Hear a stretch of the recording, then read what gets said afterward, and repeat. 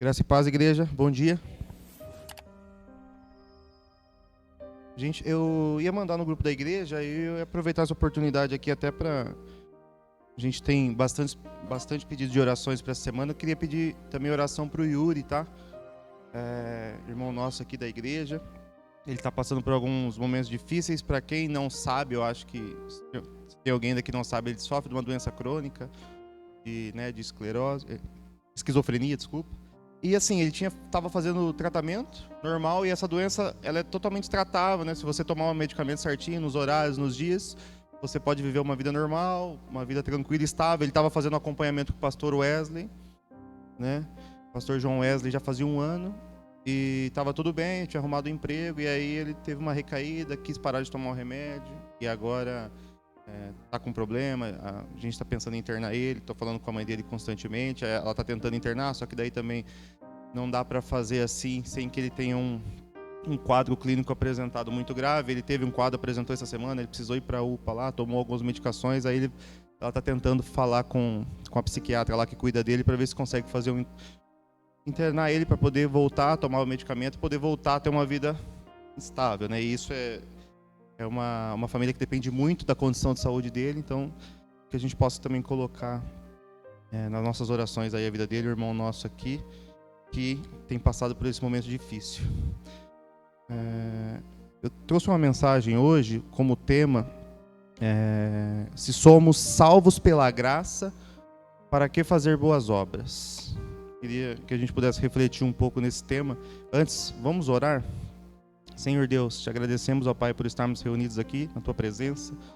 Queremos agradecer pela saúde que o Senhor nos fornece, né? Pela oportunidade de estarmos aqui reunidos, louvando ao Senhor, te agradecendo, te bendizendo sempre, ó Deus. Queremos colocar diante de Ti também todas as orações de pedidos. O Senhor sabe, o Senhor está no controle de todas as coisas, mas queremos trazer para Ti, diante do Senhor, para que o Senhor possa dar um direcionamento, para que a Tua resposta seja acatada por nós da maneira que for, ó Deus, pois glorificamos a Ti, sabemos que o Senhor está no controle de todas as coisas. Queremos também que o Senhor fale através de nós, através da mensagem, que possa permanecer em nossos corações aquilo que o Senhor tem para dizer, ó Deus. Louvado seja o Teu nome. Em nome do Senhor Jesus que eu oro, Pai, e te agradeço. Amém. Bom, se somos salvos pela graça, para que fazer boas obras, né? Tinha ouvido algumas pregações a respeito desse tema, né? Algumas mensagens, eu achei o tema interessante para a gente poder... Quando a Tânia até me mandou uma mensagem, falei, acho que dá para falar sobre isso em alguns aspectos. Né? Boas obras que a Bíblia nos manda fazer são decorrentes da salvação, né? Não é a causa dela. E isso em Efésios deixa bem claro para a gente, lá no capítulo 2, versículos 8 e 9, que diz: porque pela graça sois salvos por meio da fé, e isso não vem de vós, é dom de Deus. Não vem das obras para que ninguém se glorie. Mas também tem um complemento já no versículo 10 que diz assim: porque somos feitura sua, criados com Cristo, em Cristo Jesus para as boas obras, as quais Deus preparou para que andássemos nelas. É um complemento, né? É a extensão daquilo que a fé, a salvação nos gera, na mesma moeda, digamos assim. Não existe um servo de Deus, aquele que é salvo por Deus, que não pratique boas obras, porque é a extensão daquilo que Deus planta em nós, né? Aquilo que é semente de Deus na nossa vida. E aí a gente não consegue desassociar uma coisa da outra. Aquilo que a gente faz de bem, na verdade, reflete daquilo que Deus fez de bem em nós, da graça que Deus nos deu. E aí, quando a gente pensa, mas isso não é possível desassociar. Mas, às vezes, na prática do nosso dia a dia, com as nossas imperfeições, com os nossos defeitos, a gente tenta desassociar, né? Às vezes, levando por um caminho meio egoísta, um caminho meio individualista. E Tiago, lá no capítulo 2, versículo 26, diz: porque assim como o corpo sem o espírito está morto, assim também a fé sem obras é morta. Né? Alguém já ouviu a frase, aí para começar, né, a gente refletir a respeito disso, alguém já ouviu a frase, faço o que eu falo, não faço o que eu faço? Eu, quando era pequeno, eu ouvia bastante, infelizmente. E alguém da minha família, do meu próprio pai, ouvia muito, né? Não faço o que eu faço, moleque, faz o que eu falo.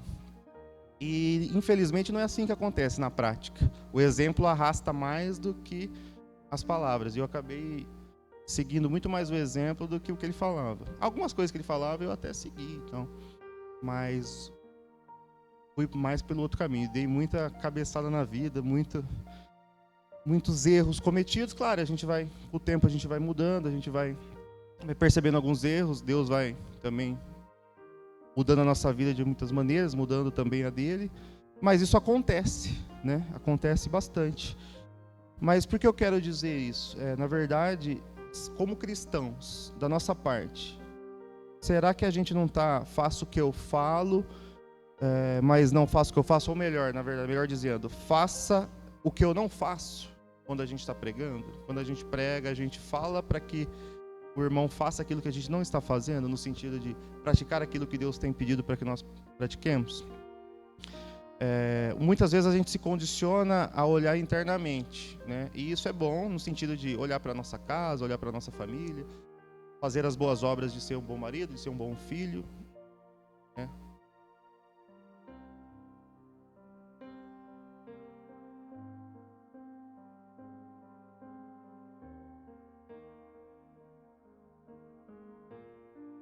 Da nossa parte, né? A gente é aquele pensamento de deixa que o mundão cuide de si mesmo. Eu cuido aqui de mim, cuido da minha família, cuido da minha igreja, e o mundo que se vire.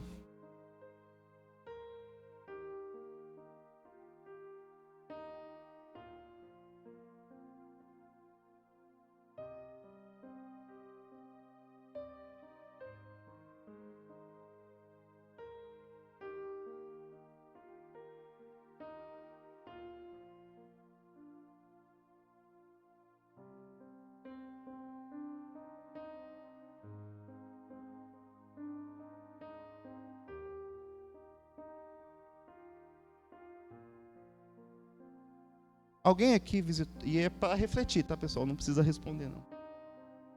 Alguém aqui visitou algum asilo nos últimos 12 meses? Pensando como missionários que somos, tá? Algum asilo, pessoas lá que precisam de oração, precisam de doação, precisam de companheiro, precisam de conversar, alguma coisa nesse sentido. Alguém visitou algum asilo nos últimos 12 meses? Ou a gente chegou para conversar com algum morador de rua, no sentido de entender se ele precisa de alguma ajuda, se não, ou mesmo aquele que vem até nós, porque é difícil a gente ir até algum, embora a gente saiba que existem milhares por aí, mas aqueles também que vêm até nós, a gente parou para ouvir ou fez aquele, não quero falar agora, fecha o vidro e vai embora para sua casa. Às vezes a gente pode, de 100, ter um que a gente possa ajudar de alguma maneira. E vamos trazer então uma outra coisa aleatória aqui, para a nossa igreja mesmo. A gente tem tem idosos na nossa igreja, muitos vêm a pé, muitos vêm de ônibus. Nós já paramos para oferecer carona para algum deles, em dia de chuva, pensar, poxa, fulano, deixa que eu vou te buscar hoje aí, tá chovendo. Eu sei que você vem a pé, eu sei que você vem de ônibus. A gente para pensar algo nesse sentido. Nos últimos 12 meses a gente fez algo nesse sentido, saindo um pouco da igreja, bem mais pesado, mas também faz parte do nosso trabalho. Presídio, conversar com alguém, ir até algum, falar sobre um ex-detento, com algum ex-detento, possibilidade de ajudar de alguma forma que a gente possa, seja levar a mensagem, seja levar um apoio, uma ajuda, alguma coisa nesse sentido. Difícil também, né? Cortar a grama de algum vizinho, principalmente algum vizinho idoso aí, que tem dificuldade, levá-lo no médico, sem cobrar por isso. No sentido de, poxa, eu sei que você faz algum tratamento, eu sei que você precisa fazer um acompanhamento diário, semanal, mensal. Eu me proponho a ajudar uma vez no mês, ou uma vez a cada 6 meses, uma vez por ano, que seja. Eu acho que eu acredito que deve existir essas coisas por aí. Mas eu acredito que tenha pessoas nesse sentido que precisam também. Uma coisa simples também, parar o carro uma vez para dar água para um animal, por exemplo, que está com sede na rua. Passa com aquela linguinha para fora. Aquele dia de sol, eu acho que a gente costuma ver também muitos por aí. Nos últimos 12 meses, se a gente parar para pensar, será que eu passei na frente de algum e tinha essa oportunidade e não fiz? Será que eu estou olhando para o que está ao meu redor quando eu saio de casa, venho para a igreja? Será que eu olho para o lado? Será que eu estou percebendo as coisas que acontecem ao nosso redor? Ou para finalizar essas coisas aleatórias aqui que eu trouxe, a gente foi visitar alguma família aqui na comunidade mesmo, Santa Mônica, ou São Marcos, ou Esperança, levar algum alimento, orar com alguém, ajudar com algum medicamento. O slogan da nossa igreja fala que é a serviço de Deus, mas também a serviço da comunidade. Então, trouxe essas, digamos assim, essas questões aleatórias para a gente refletir mesmo. E nos últimos 12 meses, tá? É algo mais recente, podemos falar, será que na última semana, será que no último mês a gente tratou de algo nesse sentido? E isso é difícil para a gente, tá, pessoal? É difícil pensar na execução disso para o nosso próximo, porque isso exige paciência, isso exige energia, exige dinheiro, exige tempo da gente. Todas essas ações exigem um monte de coisa. E aí a gente pensa, mas para um desconhecido muitas vezes, né? E desprender de várias coisas nossas para ajudar o próximo. Mas e agradar a Deus em algum aspecto? A gente pensa também nessas ações? E aí eu quero trazer aqui para finalizar 4 grandes motivos que a gente agrada a Deus realizando tais coisas, que a Bíblia nos traz também. A primeira delas diz que a Bíblia ensina que as boas obras são uma demonstração de nossa fé e amor a Deus. Em Tiago, capítulo 2, versículo 18, diz assim: mas alguém poderá dizer, tu tens fé e eu tenho obras. Mostra-me a tua fé sem obras e eu te mostrarei a minha fé pelas minhas obras. O segundo grande motivo diz assim, lá em Efésios: fazer boas obras é uma forma de imitar a Jesus Cristo, que dedicou a sua vida a servir os outros. Em Efésios 5, versículos 1 e 2 diz: portanto, imitem a Deus como filhos amados e vivam em amor como também Cristo nos amou e se entregou por nós como oferta e sacrifício de aroma agradável a Deus. Terceiro grande motivo, e aí eu já citei lá no início, né? As boas obras não são uma forma de comprar salvação, mas são uma resposta à salvação que já recebemos através da graça de Deus. Ou seja, é uma resposta àquilo que já foi nos dado. E a gente não vai precisar realizar boas obras na vida eterna. A gente precisa realizar aqui. Essa é a oportunidade de ser realizada. Em Efésios 2, 8 e 9 diz: porque pela graça sois salvos por meio da fé, e isso não vem de vós, é dom de Deus, não vem das obras para que ninguém se glorie. E o quarto e último motivo que eu trago aqui para a gente pensar, no sentido de o desconhecido é um pouco mais difícil, dá mais problema, dá mais trabalho, mas eu posso agradar a Deus com as minhas ações. As boas obras são uma forma de glorificar a Deus e testemunhar do seu amor ao mundo, né? É o exemplo que a gente está dando às outras pessoas. Em Mateus 5,16 diz: assim brilhe também a vossa luz diante dos homens, para que vejam as vossas obras, glorifiquem o vosso Pai que estás nos céus. O Leandro diz uma frase, e eu acredito que seja de um outro pastor, né? Que diz que servo que serve, serve, servo que não serve, não serve. É muito boa essa frase, eu gosto muito.